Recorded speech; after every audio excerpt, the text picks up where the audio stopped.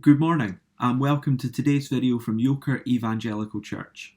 Today is Wednesday the 18th of November, and in our Bible readings this morning we read 1 Chronicles chapters 11 and 12 and Hebrews chapter 13. In this video I want to take a look at 1 Chronicles 12. But first I want you to imagine something. I want you to imagine that the country in which we live was at war.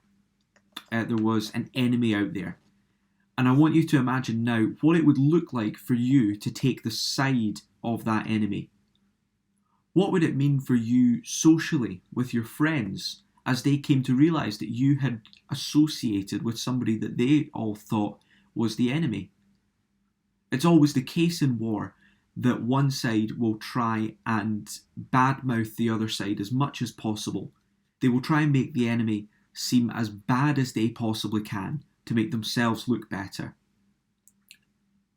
Imagine what it would look like for you to take the side of an enemy as your whole community then realises that you have become one of them. And yet that is exactly what we read about happening in 1 Chronicles chapter 12. Just listen to these words from the start. These were the men who came to David at Ziklag, while he was banished from the presence of Saul son of Kish. They were among the warriors who helped him in battle. They were armed with bows and were able to shoot arrows or to sling stones right-handed or left-handed. They were relatives of Saul from the tribe of Benjamin. For these men who come out and join David while he's hiding in the wilderness, it would have been shameful to be associated with such a man. You can bet that while David is banished in Saul's palace, they're laughing at him. They're all saying, David, what an idiot, what a stupid guy. Yet these guys, they go out there and they choose to join him. They would have inherited David's bad reputation. And yet we read of again and again throughout this chapter these brave warriors who choose to join with David, who are willing to say, as some of them do in chapter 12 verse 18, "We are yours, David." It's quite striking, isn't it? And yet this is exactly what we are called to do with Jesus. Right now, Jesus is in some ways in the same situation as David. He is a king who is seen to be shameful. He is a king who many people badmouth, they don't think much of him, and they don't think much of those people who choose to be associated with him. Yet right now, Jesus is also God's chosen king, and victory already belongs to him. So what does this mean for us?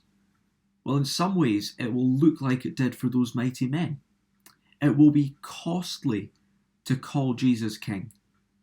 To say, along with those mighty men, "We are yours."